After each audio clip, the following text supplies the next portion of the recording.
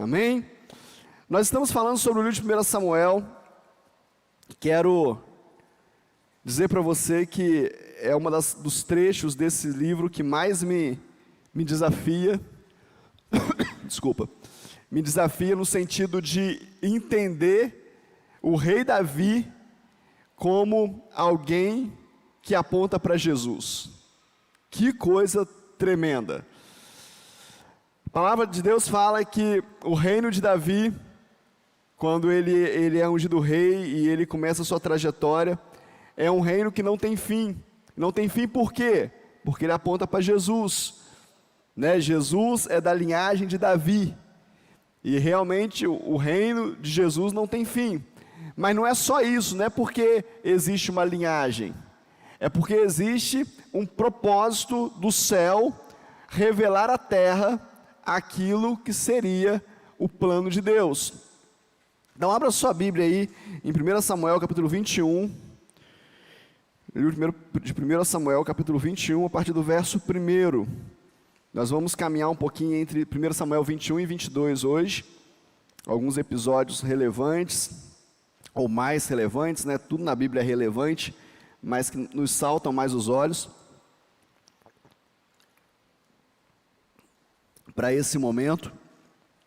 Primeiro livro de Samuel, capítulo 21, verso 1, fala assim: Então veio Davi a Nobe, ao sacerdote Aimeleque, e Aimeleque, tremendo, saiu ao encontro de Davi e disse-lhe: Por que vens só, e ninguém contigo? E disse Davi ao sacerdote Aimeleque: O rei me encomendou um negócio e me disse: Ninguém saiba desse negócio pelo qual eu te enviei, e o qual te ordenei. Quanto aos moços, apontei-lhes tal e tal lugar. Agora, pois, o que tens à mão? Dai-me 5 pães na minha mão, ou o que achar. Respondendo o sacerdote a Davi, disse: Não tenho pão comum à mão, há porém pão sagrado. E se ao menos os moços se abstiveram das mulheres, respondeu Davi ao sacerdote, e lhe disse: As mulheres, na verdade, se não nos vedaram desde ontem e anteontem. Quando eu saí, os vasos dos moços eram santos, e de algum modo é pão comum, sendo que hoje santifica-se outro no vaso. Então o sacerdote lhe deu pão sagrado, porquanto não havia ali outro pão, senão os pães da propiciação, que se tiraram de diante do Senhor, para que se pôr ali pão quente, no dia em que aquele se tirasse. Bom, 1 Samuel 21 vai falar da fuga de Davi, porque agora Saul está irritado com Davi, e Saul está perseguindo Davi, começa uma perseguição com Davi, por causa do trono, né? Davi era o sucessor dele, o sucessor natural de Saul deveria ser Jonatas, que era o seu filho, mas Deus intervém, tira Saul do trono. Vocês estão lembrando, não? Deus fala com Samuel: por que porque ainda insiste com Saul, se eu já o rejeitei? E isso aí já é uma chave tremenda para a gente como igreja, a gente entender isso. E aí Samuel vai e unge Davi rei. Davi era um garoto ainda, um jovem, pré-adolescente, pré-jovem, pré-adulto. E agora Davi mata Golias, né? Então tem todo o que está acontecendo ali. Saul vê o tamanho de Davi, no sentido do poder, da graça, da unção que Deus tinha dado a ele, e aí começa uma perseguição. Então deixa eu falar com você a primeira coisa: por que você insiste com Saul, se eu já o rejeitei? A coisa mais terrível que você pode fazer na sua vida, deixa eu te falar, presta atenção aqui: se você quer prosperar na vida, se você quer ser feliz, se você quer ter alegria no Senhor, se você quer viver a vida abundante que Jesus prometeu, tem algo que você não pode fazer. E quase todos nós, em algum momento da vida, ou a vida inteira, caímos nesse buraco. Qual é o buraco? Nos alinhar a quem Deus já rejeitou. A questão é muito séria, querido. Se a gente continua insistindo, mas bispo, Deus já rejeitou alguém? Lógico que já. Insistiu, a pessoa não quer. Deus é graça, mas Deus também é justiça. Ah, mas no tempo da graça Deus aceita todo mundo. Todos os que aceitarem o seu Filho como Senhor e Salvador, se arrependerem dos seus pecados, esses se tornarão filhos de Deus. Amém? Então, não são todos filhos de Deus. Ah, todo mundo é filho de Deus. Não é verdade. A Bíblia fala que filhos de Deus são aqueles que aceitam a Jesus como Senhor e Salvador. E os outros? Os outros são criaturas de Deus. Foram criados por Deus, Deus os ama todos. A palavra de Deus fala que Deus amou o mundo de tal maneira que deu o seu Filho. Vamos celebrar a ceia daqui a pouco. Então Deus ama a todos, mas a longanimidade de Deus não é sem limite. Muitas vezes as pessoas vão esticando a corda, esticando a corda, esticando a corda, e chega uma hora e Deus fala, chega, basta. E nós continuamos insistindo. Alguém que menospreza a presença de Deus, alguém que zomba daquilo que Deus faz, alguém que não respeita o Deus que você serve, o Deus que você ama, não deveria ser alguém que senta à sua mesa. Pensa bem. Ah, quer dizer então que a gente só vai andar com crente? Não. Nós podemos andar com todo tipo de pessoas. Nós não podemos andar com quem deliberadamente, presta atenção na palavra, deliberadamente se opõe àquele que é o Senhor dos senhores. Amém? Você está entendendo ou não? E muitas vezes a gente vai se alinhando, e Deus já rejeitou, Deus já mandou embora, Deus já cansou, mas a gente continua isso porque a gente quer ser mais do que Deus. A verdade é essa. A gente quer ser mais longânimo do que Deus, a gente quer ser mais amoroso do que Deus, a gente quer ter mais graça do que Deus. E Deus está dizendo, olha, basta. Basta. Primeira chave que nós vemos aí é isso. E aí por conta disso, agora Davi é rei. E agora ele precisa fugir. E aí ele começa a trajetória fazendo algo muito forte. Ele sai em fuga, porque isso aqui, capítulo 21, é uma fuga de Davi da presença de Saul, e ele sai sem carregar nada, ou quase nada. Sai ele, um grupo de homens, e agora eles estão dependendo do Senhor. E aí ele tem um passo muito audacioso. Ele vai ao sacerdote, a cidade dos sacerdotes, que é ali pertinho onde que Saul estava. Ele vai na cidade dos sacerdotes, ele pede para o sacerdote comida, porque não tem comida, e ele convence o sacerdote de entregar a ele os pães da propiciação, os pães consagrados. Deixa eu fazer um parênteses com você aqui ainda. Cuidado com o que você consagra. O que é consagrado não é mais seu. Amém? A gente tem mania de usar erradamente essa palavra. Ah, eu consagro essa água ao Senhor, então eu não posso bebê-la, porque está consagrada ao Senhor, a não ser que Ele me dê. Amém ou não? Está entendendo ou não? Aquilo que é consagrado é do Senhor. Ah, mas a gente consagra o filho, apresenta o filho ao Senhor, ele é do Senhor, e eu vou cuidar do que é do Senhor, mas ele é do Senhor. Ele é do Senhor. Se o Senhor mandar ele para algum lugar, ele é do Senhor. Se Deus quiser ele é do Senhor, não é meu. Amém ou não amém? Você está entendendo ou não? Eu estou cuidando do que é do Senhor, mas não é meu mais. Eu não tenho direito nenhum nesse lugar aqui. Eu não tenho direito em nenhuma cadeira nesse lugar. Eu consagrei o Senhor, acabou. É do Senhor. Mas isso aqui é meu. Não, é do Senhor. É do Senhor. Às vezes a gente senta à mesa para comer e a pessoa fala, eu consagro essa comida ao Senhor. Eu não sei. Eu abençoo a comida, eu tiro dela todo o mal, eu quebro todo tipo de ligação espiritual que tenha, mas eu que vou comer, então é meu. Eu que vou me alimentar dela. Amém? Você está entendendo? Não. Então tem uns negócios fortes para você entender. E aí os pães da propiciação eram os 12 pães que ficavam na mesa do templo. E aí esse pão não podia comer. Quem podia comer desse pão? Somente os sacerdotes. Davi era sacerdote? Não. Mas Davi vai diante do sacerdote e pede comida. E o sacerdote fala para ele assim: olha, eu só tenho pão da propiciação. Ele fala: me dá esse mesmo, e depois você põe outro, depois você vai repor mesmo. E o sacerdote dá. Isso é muito sério, gente. Por que isso acontece? Porque a vida de Davi, apesar de não ser um sacerdote, ele sacerdotizou, se é que existe essa palavra, na terra, porque ele apontava para Jesus. Ele tinha uma liberação do céu sobre a vida dele. O sacerdote dá os pães e ele se alimenta e nada acontece. Nada acontece. Isso é muito sério. Algumas pessoas acham que isso tem a ver depois com Saul perseguir os sacerdotes e matar os sacerdotes e ficar só o filho de Aimeleque que consegue fugir.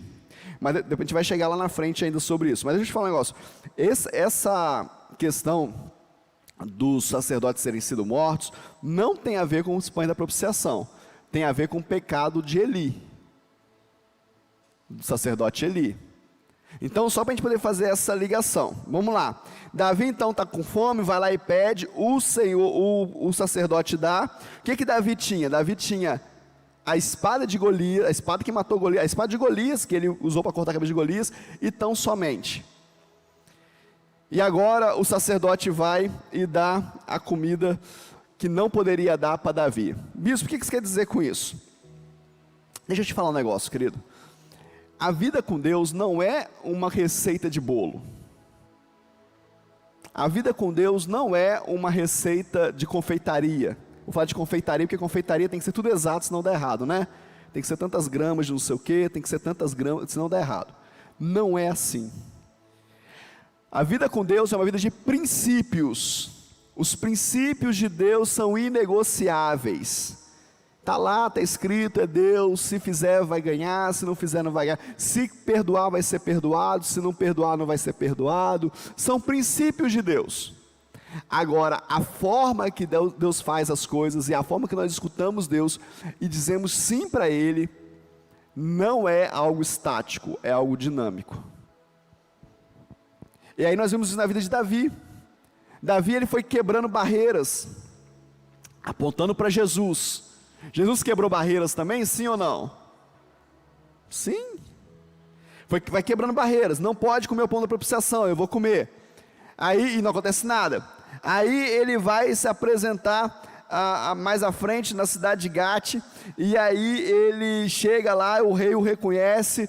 O rei sabe, aí já está no capítulo 21, versículo 10, ele chega lá, o rei reconhece, sabe que ele é bravo, sabe que ele matou Golias, o rei agora quer denunciá-lo, quer fazer uma média lá com Saul, e sabe que existe uma ciumeira entre eles lá, e aí o que ele faz? Ele se finge de doido, começa a babar diante do rei de Gate. Imagina você, um guerreiro, de repente ele se finge de doido. Não, eu vou sair daqui, eu não vou morrer. Por que ele não vai morrer? Você precisa entender algumas coisas. Nós precisamos como igreja, porque existia um propósito. Existia uma missão, querido. Deixa eu te falar, não tem desculpa nenhuma para você não cumprir a sua missão. Para eu não cumprir a minha missão, para a igreja não cumprir a sua missão. Precisa fazer de doido, faz de doido. Paulo falou assim, ó, eu fiz de tudo para salvar alguns. Plantar bananeira, que para salvar uma pessoa, eu planto bananeira. Tiver que gritar, eu grito. Tiver que me fingir de louco para fugir de uma situação, eu finjo. De não entendido, não tem problema nenhum. Eu tenho um propósito na minha vida, e o propósito é salvar alguém, salvar alguns. Então nós precisamos tirar da nossa cabeça, da nossa alma, esses limites colocados, e eu penso que até pelo inferno. Posso falar? Não, você está... Por quê? Porque nós vemos muitos lugares eu vou ter que pensar nas palavras para não ofender ninguém, porque está na internet, mas nós vemos muitos conglomerados religiosos que fazem as coisas mais loucas, e ninguém aponta o dedo e fala que é loucura.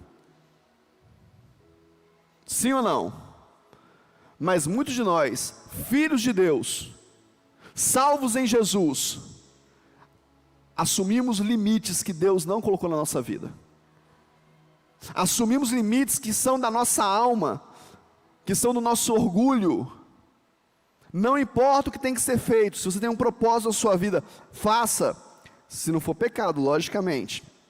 Davi, ele depois que foi ungido, ele vive os melhores dias da vida dele.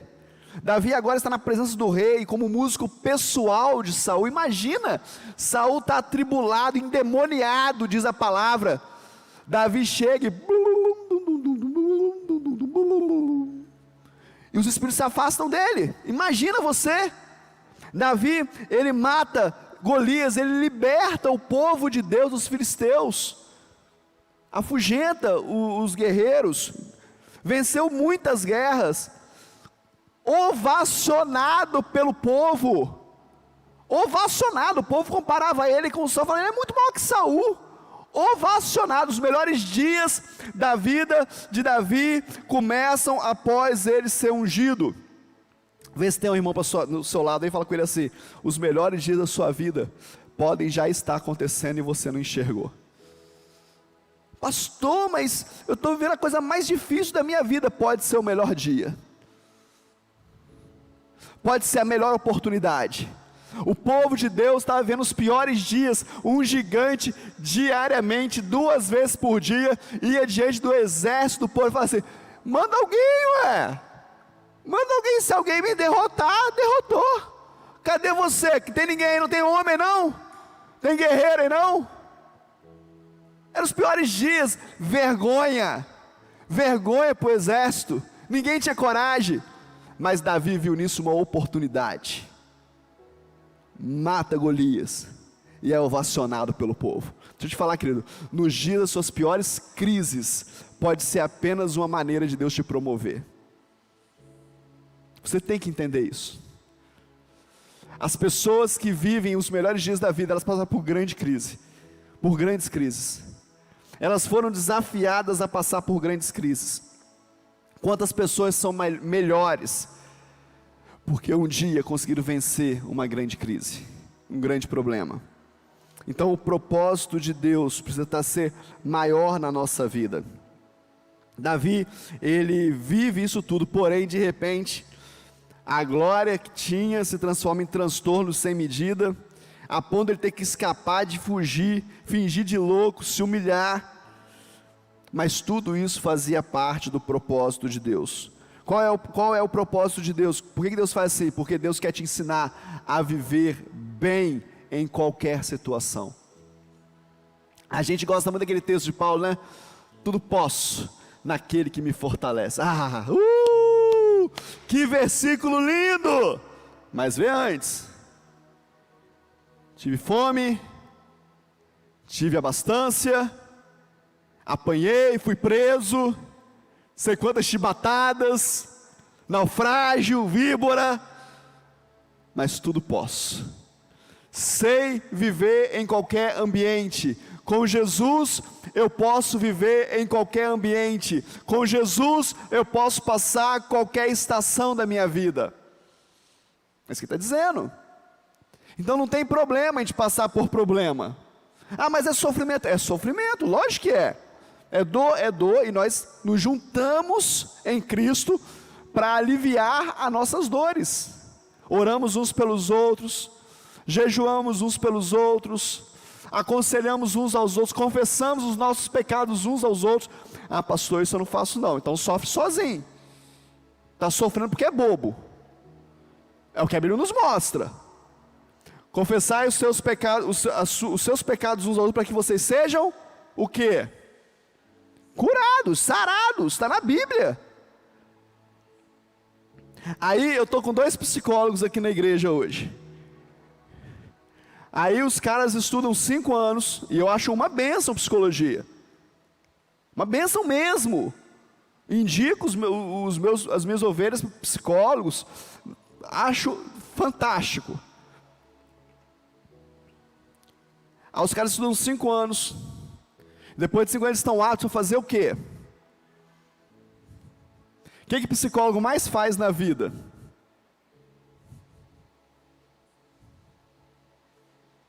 Ouvir. Aí não é só ouvir, lógico que não. Ele vai intervir, ele vai direcionar, ele vai te ajudar a achar o problema, ele vai te ajudar a encontrar. Aí é técnica, é estudo, e glória a Deus por isso. Mas a Bíblia fala pra gente que se a gente falar, nós podemos ser curados. Sabe o que nós não falamos? Por 2 motivos. Porque o nosso orgulho não deixa. E porque o nosso orgulho não deixa, fruto do nosso orgulho não deixar, nós não achamos que estamos doentes.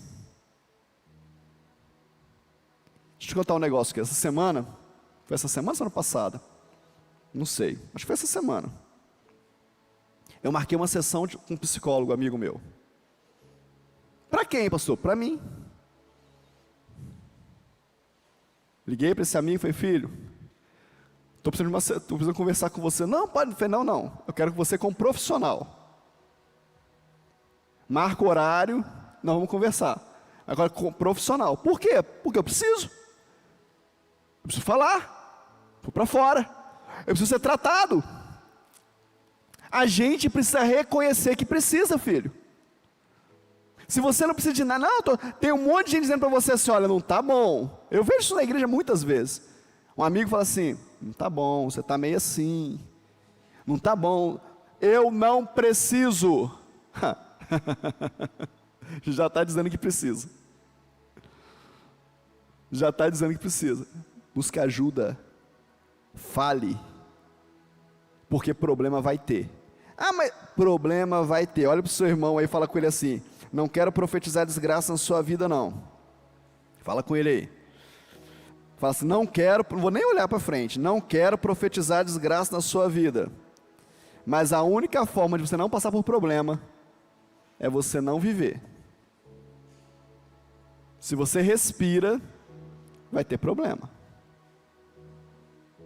Amém ou não? É isso não, gente? Agora, a gente pode caminhar com Jesus.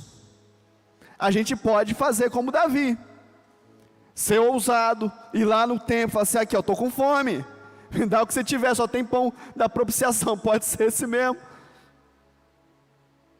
Ousadia. Simplicidade, humildade. Está morrendo. Como é que você está?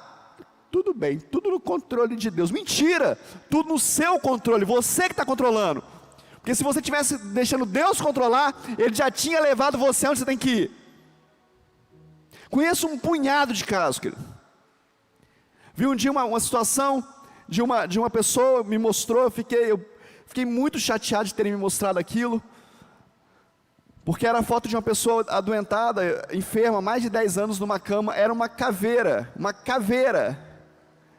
Eu não estou exagerando, era uma caveira em cima de uma cama, respirando. É porque, crente, querido, eu preciso ler a Bíblia. Como assim?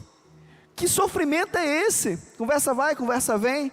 Não sei porquê, os médicos não descobrem. Conversa vai, conversa vem. Tem uma pessoa da família que são brigados há 20 anos. Não se perdoam. Pelo amor de Deus, onde está essa pessoa? Está lá do outro lado do país. Traz essa pessoa. Paga a passagem de avião, faz o que tinha que fazer, traz essa pessoa. A pessoa veio, parou do lado do leito. 5 minutos de conversa. 5 minutos de conversa. Você me perdoa, te perdoa, perdoa, não perdoa, você fez, não fez, perdoa, perdão. Saiu. No outro dia, Deus recolheu a mulher. Aí você fala, mas o senhor está falando que a pessoa morreu. Que a gente fala, estava sofrendo por amor de Deus pela vida dela, para levá-la para o céu. Mas estava 10 anos sofrendo. Do orgulho, o orgulho te mata, querido. O orgulho te destrói. O orgulho faz você definhar. Davi fala assim, enquanto o meu pecado é encoberto, os meus ossos definhavam. De tem que entender isso, querido. Começo a passar mal, começo a ter alguma coisa na minha vida, começo a perguntar a Deus, o que que é? Você quer me ensinar o quê? Ah, mas você não pode ficar doente? Posso? Posso não, não posso não, de vez em quando aparece. Mas pode acontecer. E acontece. Mas pode ser que tenha alguma coisa de Deus. Pode ser Deus permitindo para me ensinar alguma coisa, porque tem alguma coisa, é só natural, é só porque eu não me cuidei, só porque eu me alimentei mal, só porque eu dormi mal, ou tem alguma coisa do Senhor, e muitas vezes tem. Vai lá e conversa com fulano, vai lá e pede perdão por fulano, vai lá e fala sobre isso, e é resolver. Passou. A gente precisa entender isso. Lutas vão ter. Qual que é o próximo passo então da vida de Davi? Davi agora, depois de ter comido pães da propiciação, no capítulo 22, ele vai se esconder em uma caverna, a famosa caverna de Adulão. Atordoado com tudo que está acontecendo, com as notícias traumáticas, Davi agora chega e se esconde na caverna de Adulão, que é longe, ele está mais distante agora dos territórios que Saul dominava, e ali ele pode descansar. Ali Deus manda, olha só a provisão de Deus, longe dos territórios de Saul, Deus manda os seus pais, Deus manda os seus irmãos estarem com ele, mas não é só esses. Deus manda um punhado de gente com dificuldade, Ele manda um punhado de homem endividado, Ele manda um punhado de gente deprimida, com dificuldade na vida, para se juntar com Davi na caverna de Adulão. Imagina você num dia difícil da sua vida, um dia ruim, um dia que você está mal, uma época ruim da sua vida, você está em casa, no seu quarto, quietinho, e começa a chegar gente com mais problema do que você. Imagina a cena. Ô fulano, oi Betão, tudo bem? Tá bem nada, me tá ruim demais. Daqui a pouco chegou, e aí fulano, mas tá bem nada, tá ruim demais. Tudo que você não quer, gente com problema. O que Deus manda para ele? Gente com problema. Por que Deus manda a gente com problema para Davi? Porque Davi tem um propósito. Não reclama de gente com problema não, querido. Não reclama com as dificuldades que se apresentaram diante de você, não. Bispo, quantos homens eram? Diz a Bíblia que Davi formou, devia ser mais, porque ele formou 400 homens para serem guerreiros, desses que chegaram na caverna de Adulão. Agora Davi é líder de 400 ou 500 pessoas. Preparar comida, água, cuidar deles, protegê-los. Deixa eu te falar, querido, é muito diferente de ser igreja? É não? Quero desafiar você a pensar, se a nossa igreja, tem até uma igreja que chama Caverna de Adulão, né? Misericórdia, tem muita coragem. Eu acho desafiador demais, não estou criticando não, eu acho corajoso demais. Mas imagina você, se nós não somos uma caverna, aonde você chega, onde eu chego, com os meus problemas, me junta a você com os teus problemas, e agora você não tem nada a ver com isso, mas daqui a pouco você está envolvido. Acabou o gás na casa do irmão Joaquim, aí alguém da sua família, mas quem que é Joaquim? Ô Joaquim, mas quem que é Joaquim? Não, Joaquim é o irmão que está na igreja, mas o que você tem a ver com Joaquim? Aí você fala, nem eu sei, mas agora eu estou amando o Joaquim, eu tenho que dar o gás para o Joaquim. Isso é ser igreja, querido, sim ou não? O problema é que nós estamos na caverna e nós não queremos ser formados guerreiros. Nós somos eternamente dependentes. E aí nós não saímos nunca da caverna. Percebe? Percebe que o pouco que você tem serve para alguém? Era só homem endividado, querido. Era só homem entristecido, era só homem deprimido. E um entregando ao outro o pouco que tinha, formou um exército de 400 guerreiros. E eles fizeram proezas. Eles faziam as coisas mais fortes, mais maravilhosas em termos de guerra que existiu naquele tempo. Eles eram fortes demais, mas eles não eram fortes demais porque andavam sozinhos, eles eram fortes demais porque andavam em 400, em bando. Então quando você olha para o seu irmão e fala assim, nossa, mas esse está difícil demais, nossa, mas esse é complicado demais, deixa eu te falar, junta, entrega para ele o pouco que você tem, entrega os 5 pães e os 2 peixes da sua igreja, entrega, em vez de guardar para você, entrega. Imagina nós, cada um de nós, Paulinho aqui, o Pedro, o João, cada um de nós, a Priscila lá, o Rodrigo, a Cleonice, cada um de nós, tivéssemos trazido hoje para a mesa do Senhor 5 pães e 2 peixes. Tivéssemos trazido à igreja hoje 5 pães e 2 peixes. O que é 5 pães e 2 peixes? É tudo que você tem. É tudo que te resta. É a tua integridade, é a tua inteireza. Quando eu estou aqui em cima do púlpito pregando para você, nesse momento eu estou entregando para você 5 pães e 2 peixes que estão na minha vida. É tudo que eu tenho. Qual é a palavra que você tem hoje? É essa palavra, é tudo que eu tenho para esse momento. Não estou retendo nada, não estou guardando nada para mim, vou sair daqui vazio. Mas a palavra de Deus me mostra que aqueles que participam dessa mesa saem daqui com seus cestos cheios. Mas eu preciso entregar. O que você sabe fazer? Qual é a graça de Deus na sua vida? Qual que é a unção sua? Eu fico imaginando Davi pegando esses 400 homens, olhando um por um, e dizendo, o que eu posso tirar deles? Eu falei domingo passado aqui que chamado é um poder do céu sobre a sua vida para cumprir um propósito. Então quando eu olho para você, eu tenho que falar, qual que é o chamado desse irmão? Qual que é o chamado, qual que é o poder de Deus na vida dele para cumprir algo? Qual que é o chamado? E o chamado ele se revela muito fácil, é só a gente querer aprender. Tinha uma tarefa de uma maquete para as crianças da bibliologia. Aí os meninos foram lá em casa preparar, eu fui ajudá-los. Aí um tá nem aí, bate papo, ri, brinca. Aí o outro quer medir tudo na régua. Não, quantos centímetros que é aqui do negócio? Eu assim, ó, olhando, falo assim, estou vendo os chamados. Aí você fala assim, mas o que estava batendo papo que não queria nada? Tem um chamado. Relacional, quer fazer amizade, quer se envolver com... É chamado, qual que é o outro? É das exatas, o outro tem que ser tudo certinho e tal, tem que... Chamado.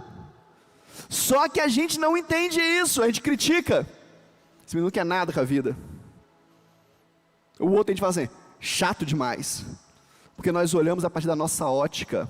Davi pegou homens, eu quero desafiar você a pensar sobre isso. Homens derrotados, e transformou eles num guerreiro. Vê se tem um guerreiro perto de você e vê. Vê se tem algum guerreiro, alguma guerreira perto de você. Estou passando mal, estou doente. Vê se tem um guerreiro perto de você. Vê se o seu filho, se a sua filha é uma guerreira, um guerreiro. Vê se o seu irmão, vê se a sua igreja é um exército de guerreiros. Para de comparar as coisas. Davi, cara, ungido. Quantas pessoas ungidos rei nós temos aqui na igreja hoje? Deixa eu ver. Ungiu o rei. Mas quantas pessoas tem o rei na barriga? Acha que é e não é? O reizinho. Davi foi ungido rei, querido. Ele podia falar assim, ô Deus, manda um raio fulminante lá em Saul, lá mata esse homem, e deixa eu reinar logo. Olha só a porqueira de 400 homens que você me arrumou, tudo ruim. Mas ele fez aqueles homens fiéis escudeiros. Olha para mim aqui, deixa eu te falar um negócio. No dia que você tocar as pessoas com aquilo que Deus te deu, você vai gerar pessoas que são fiéis a você. Ah, pastor, mas tem gente que não é. Problema é de gente que não é. O meu papel é tocar as pessoas. O meu papel é dar às pessoas o que Deus me deu. É só isso. Se você caminhar um pouco mais no capítulo 22, você vai ver Saul agora matando os sacerdotes. Ele chama Aimeleque, ele confronta Aimeleque, ele fala: você está a favor de Davi? Mas Aimeleque tem uma resposta muito forte. Ele diz o seguinte: que sempre consultou a Deus para Davi, e que não fez nada do que já não o fizesse normalmente, e diz que Davi era o homem mais fiel que Saul tinha. Versículo 14 do capítulo 22. Eu não estou fazendo a minha cabeça, Saul, eu estou fazendo algo que eu sempre fiz. Deixa eu te contar um negócio, você não está vendo, mas Davi é o homem mais fiel que você tem. Que coragem! Que coragem, mas por rei! Que coragem de assumir a responsabilidade! Deixa eu te perguntar, querido, quantos de nós temos coragem de assumir a responsabilidade da verdade? Não é de inventar, da verdade, não é comprar uma briga que é sua. Não, eu dou uma boiada para não sair da briga. Quando eu falo mesmo, e tem que ser assim. Não, a sua verdade não serve para nada. A sua justiça, a minha justiça, é como trapo de imundícia. Serve para nada, serve para jogar fora. É o que a Bíblia diz. A minha também, a sua também, a nossa. Mas o que é a verdade de Deus? Qual que é a verdade da Bíblia? O que a Bíblia diz?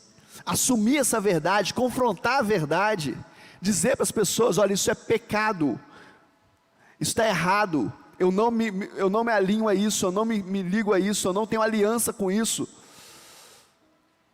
Quantas pessoas assediam a gente como igreja? Quantas pessoas buscam na gente uma resposta para agradá-las? E quantas pessoas, quando não o encontram, xingam a gente, abandonam a gente, acusam a gente? Não tem problema. Deixa eu te falar, eu passo por isso quase toda semana.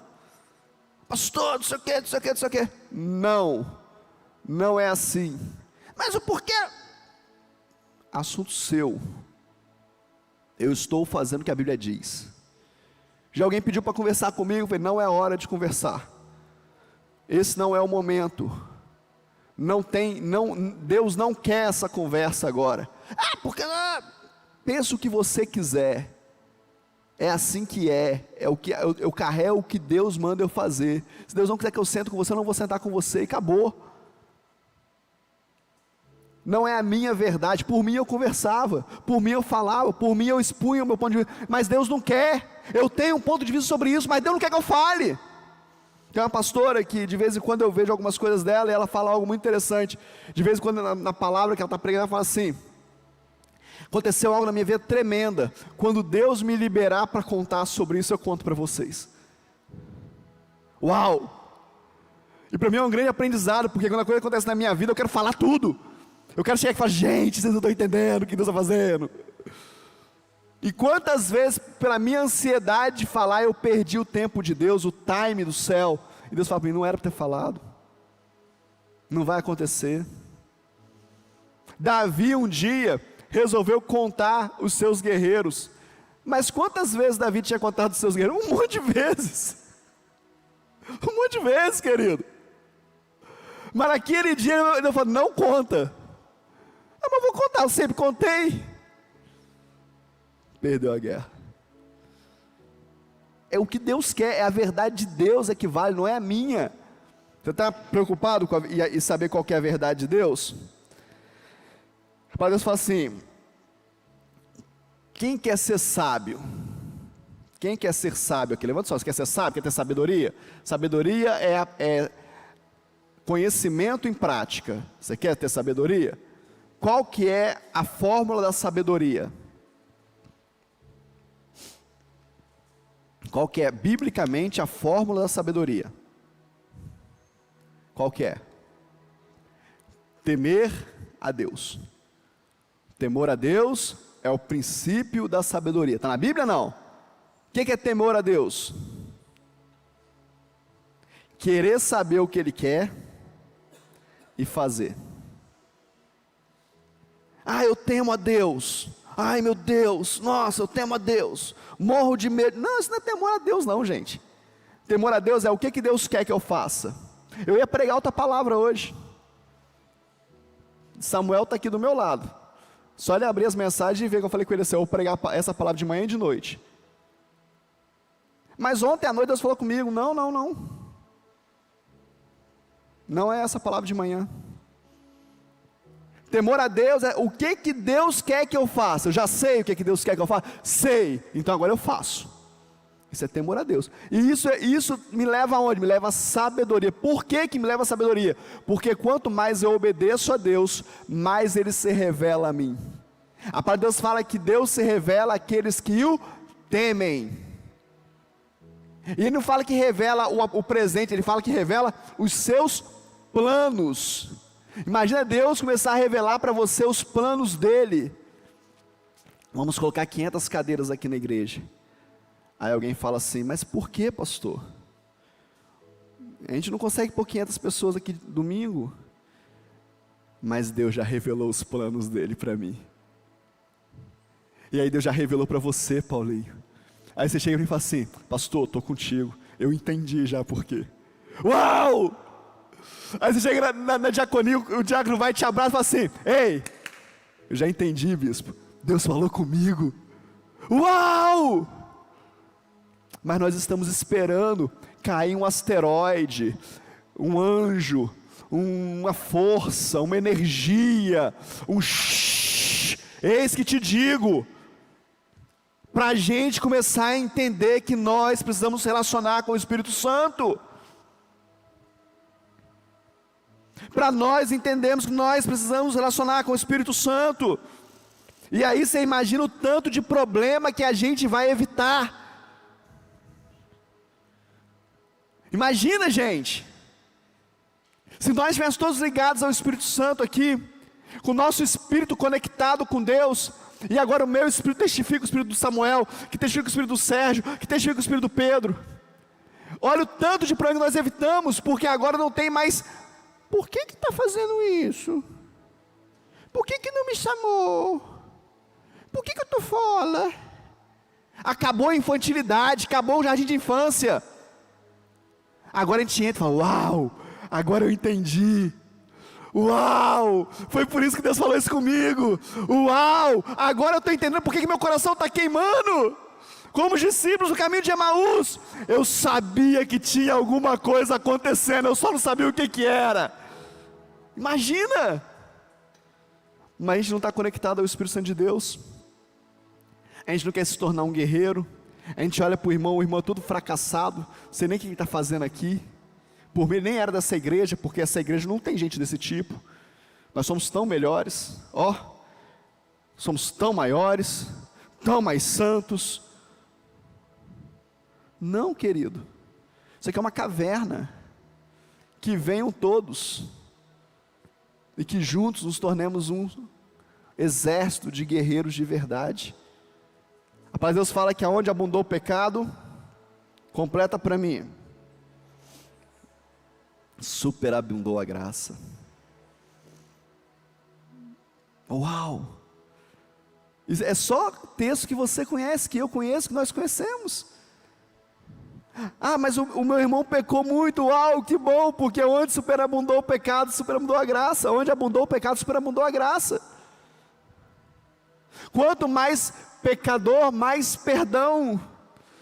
Quanto mais perdão, mais graça. Pessoas sadias, presta atenção, pessoas que passaram fome um dia na vida, e são sadias, emocionalmente sadias, elas não aceitam desperdício, e elas não aceitam ver ninguém passando fome perto delas, porque elas sabem a dor que é passar fome.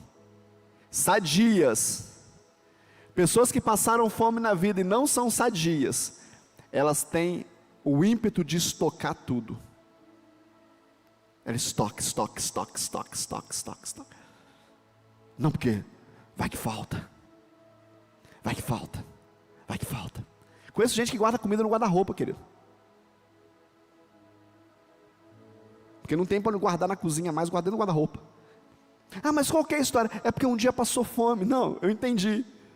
Mas a questão não é porque passou fome, a questão é porque é doente. Não se curou. Deixa eu te falar, segura aí que vem pedrada. Tem um monte de gente dentro da igreja que está igual gente que passou fome e não foi curado, porque é incapaz de dar, só quer reter. Vem no culto e fala: uau, nossa, que maravilha, tudo para mim. Ó, estou ninando a palavra. E passa ali fora, vê um faminto, mas não tem coragem de parar e falar: deixa eu te contar um negócio que eu ouvi de Deus hoje. Deixa eu te entregar algo que eu recebi. São ex-famintos doentes. Tem comida, mas não sabe dar. Qual que você está aí? Eu estou terminando já. Que estado que Saul chega, Saul agora confronta Aimeleque, Aimeleque responde para ele, mas ele manda matar os sacerdotes, ele mata 85 sacerdotes. 85 sacerdotes são mortos. Por quê? Porque estavam atrapalhando o seu plano de poder. Deixa eu te falar um negócio, igreja, não pensa você não. No dia que o governo, no dia que a autoridade, no dia que as pessoas entenderem que a igreja atrapalha o plano de poder delas, elas mandam matar. Se engana não. Não se engane. Saul era temente a Deus. Saul sabia qual era o problema de matar um sacerdote, mas ele manda matar 80, chama alguém de fora. Os guerreiros dele não quiseram matar, ele fala: não, eu vou chamar alguém que não faz parte do meu clã aqui, do meu povo, vou dar uma grana para ele, ele vai matar.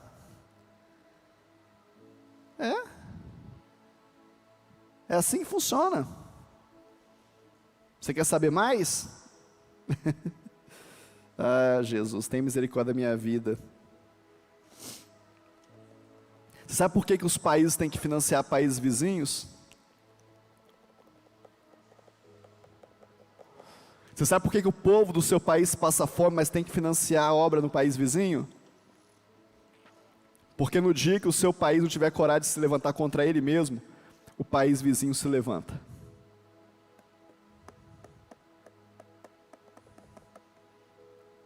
Entendeu? É assim que funciona, o sistema é esse, gente. O sistema é esse. E por que você está falando isso, bispo, no púlpito da igreja? Porque como igreja eu tenho que saber das coisas. Como igreja eu tenho que estar atento. A palavra de Deus fala que nós temos que discernir o tempo. Qual que é o tempo de hoje? O tempo de hoje é oração, é busca do Senhor, é aprendizado, é formação de líderes, é avanço da igreja. Esse é o tempo lá. Por quê? Porque a gente quer crescer, se tornar uma igreja relevante, conhecida na mídia. Não! Porque queremos salvar pessoas, queremos libertar pessoas, queremos encher o céu e preparar a igreja para passar por a estação de perseguição. Preparar a igreja.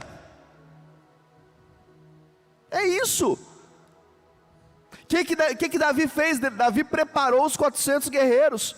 Tem uma guerra lá fora, gente. Vão matar os sacerdotes, segura a onda. Qual que foi o que não foi morto? O filho de Aimeleque. Por quê? Porque precisava ter uma continuidade. Deus não permitiu, ele conseguiu fugir. Deixa eu te falar um negócio, querido. A nossa vida, ela é geracional. Essa é uma grande verdade que a igreja precisa aprender. O que é geracional, bispo? Ela passa de geração para geração.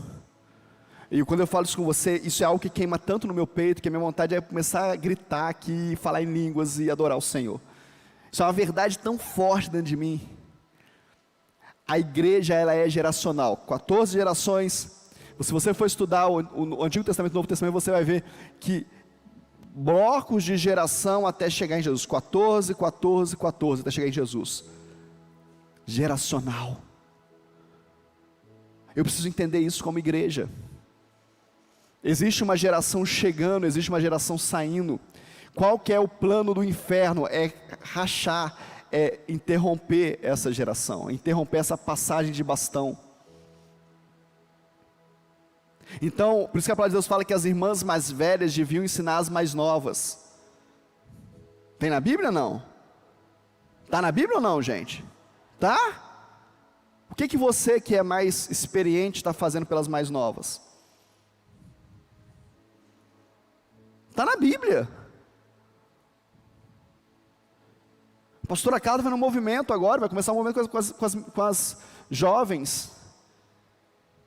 Porque entendemos que isso é igreja. Eu falei aqui, Dia dos Pais. A pastora Carla, com a perspicácia dela, com a liderança que lhe é comum, chamou algumas meninas, algumas irmãs, e falou: fez o que para o seu marido?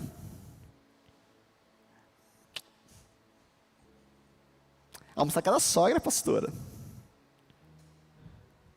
E você, fez o quê? Almoçar cada mãe, pastora. E você fez o quê? Todas que ela perguntou, ninguém tinha feito nada. Mas todas elas tinham filhos que estavam indo atrás. Filhinho, não precisa fazer nada não, tá? É só na casa da avó. Só que esse filhinho vai crescer. Vai virar homem, vai virar mulher. Vai casar. E o que o filhinho e a filhinha aprendeu? Que é só ir na casa da avó. Mas quem que é a avó do filhinho? Quem que é a avó dos filhos do filhinho? É a mãe. Que fez o quê? Foi para a casa da avó. Mas como é que a mãe vai fazer se ela nunca fez? E perdeu-se um elo geracional. Eu nem percebi. Pois é, mas é assim que o diabo faz, para interromper elos geracionais. Está doendo aí? Estou te alertando do que a palavra de Deus nos manda fazer. Eu preciso entender isso. As avós aí que ficam assim: vem aqui para casa, vem aqui para casa.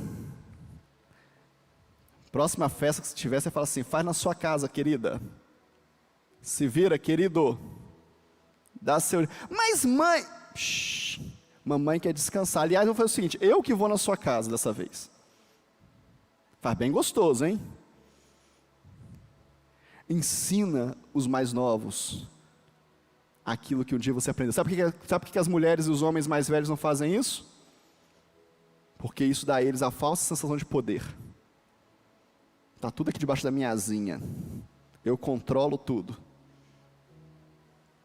Mas isso não é bíblico. Acorda. Pastor. Vou guardar o chicote, espera aí. Deus livra Davi. Deus guarda a vida de Davi. Deus cuida de Davi. Deus agora vai começar a direcionar Davi, porque Davi sabe que precisa consultar a Deus, saber o que Deus estava querendo fazer.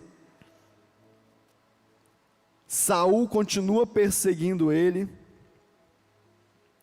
Davi pergunta para o Senhor: Senhor, o que eu faço com Saul? Davi tem a oportunidade de matar Saul. Saul está cansado, deitado, dormindo. Davi o vê, arranca um pedacinho das suas vestes, só para ele saber que ele esteve lá, mas não o mata. E aí vem a célebre frase gospel: ai de mim, tocar no ungido do Senhor. Né? E aí os pastores usam dessa frase de forma errônea, quando querem dominar as suas ovelhas, falam: olha, a palavra diz, ai de mim, de tocar no ungido do Senhor. Eu sou ungido do Senhor. Ué, bispo, mas não é? Não precisa você evocar para o seu nome. O Senhor é contigo, então o Senhor é contigo, acabou. Por outra hora, a gente fala mal, a gente murmura, a gente aponta, mas da mesma boca que sai isso tudo, sai: eu não toco no ungido. Para Deus falar que não pode sair água boa e água ruim da mesma fonte, querido. Ou você purifica a sua boca, ou você vai ter problema sério na sua vida. A gente tem que parar de guardar, pegar pedaços da Bíblia e guardar como sendo a verdade absoluta daquele pedacinho mal interpretado. Hoje é ceia do Senhor, nós vamos passar para a ceia. E a palavra de Deus fala assim: examine-se, pois, o homem a si mesmo, e coma do pão e beba do cálice, porque o que come e bebe indignamente, come e bebe para a sua própria condenação. Está na Bíblia, sim ou não? Mas o que fala antes? Qual que é o contexto da igreja de Corinto? O que está acontecendo naquela igreja? Você já parou para ver? Deixa eu te falar um negócio sério que eu vou falar no culto à noite, na palavra do culto à noite. Se eu fosse você, eu não perdia. Não perdia. Deus me deu uma palavra poderosa para hoje à noite. Mas deixa eu te falar só um spoiler do que Deus colocou na minha vida. A gente sempre vai cobrar do outro o que nos sobra. Então assim, se eu estou na ceia hoje, eu encho a boca e falo: examine-se, pois, o homem a si mesmo, e assim coma do pão e beba do cálice. Porque, aquele que come indignamente, come e bebe para condenação, tá? Porque eu estou santo. Eu sempre vou cobrar do outro o que me sobra. Mas no dia que eu fico em casa porque eu briguei com o marido, porque eu briguei com a mulher, porque eu acessei pornografia, por que você não foi no culto, irmão? Uma indisposição, pastor, não sei o que é, acho que é virose. Por que você não fala assim? Porque eu estava indigno de assentar à mesa, e eu tinha tanto orgulho, que eu não fui capaz de humildemente me ajoelhar e pedir perdão, para voltar a me assentar na mesa. Por que você não fala isso? Por que você não fala isso? Mas quando eu estou me sentindo santarrão, eu venho na ceia, quando o pastor não lê 1 Coríntios capítulo 11, eu falo: o pastor nem lê 1 Coríntios 11, podia ler. Pois é. O texto fala de uma postura local, fala de um momento que a igreja de Corinto não estava entendendo, discernir o que significava a ceia. Eles estavam fazendo tudo, menos cear. Porque cear é trazer à memória Jesus. Agora deixa eu fazer uma pergunta para você muito séria. Será que nós não estamos igual à igreja de Coríntios? Onde nós fazemos de tudo, menos culto à de verdade Jesus, que é o centro da mesa. Será que nós estamos fazendo de tudo, ao invés de falar assim: eu vou trazer a minha mente, porque é em memória dele. O culto de hoje é em memória de Jesus, o culto de segunda-feira é em memória de Jesus, o culto é em memória dele. Ele é o Senhor. Então não podemos cear todos os dias. Aliás, todo culto deve ser uma ceia. E se nós não entendermos ceia como um pedacinho de pão e um copinho de suco, querido, todo culto é uma ceia. Olha que a gente entende ceia com um pouquinho de suco e um pedacinho de pão. E aí eu vou te fazer uma pergunta mais poderosa. O que te difere da igreja romana? Quando você entende ceia como um pouquinho de suco e um pedacinho de pão. O que te difere?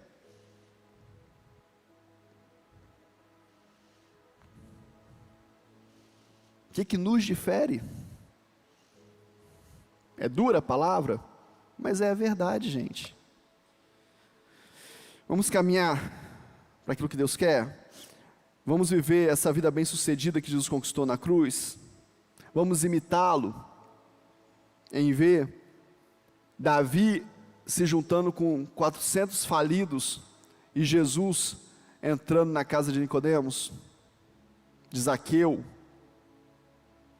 conversando com a mulher samaritana, protegendo a mulher adúltera, sendo tocado pela mulher menstruada, eternamente hemorrágica,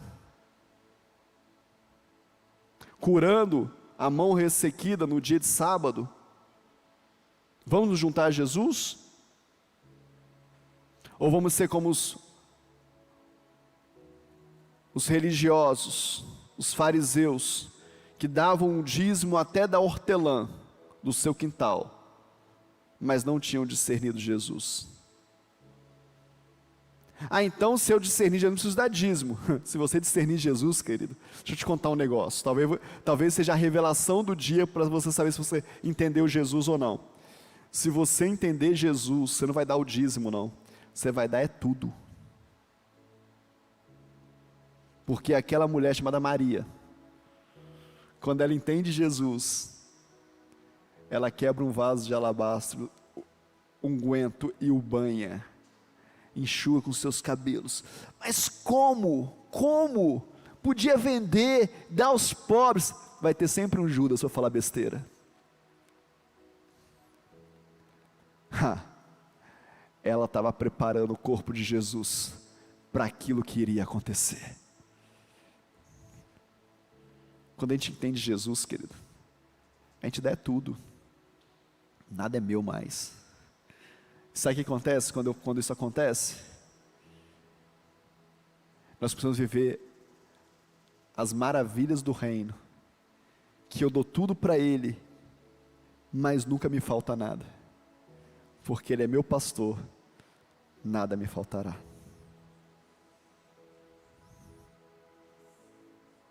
Ele não vai me tirar do vale da sombra da morte, mas Ele vai preparar uma mesa diante dos meus inimigos.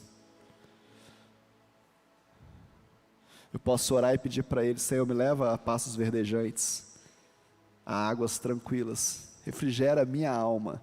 Ele fala: sim, eu faço isso tudo, mas vai ter um vale da morte também por aí, mas eu estou contigo, a sua vara e o teu cajado me consolam.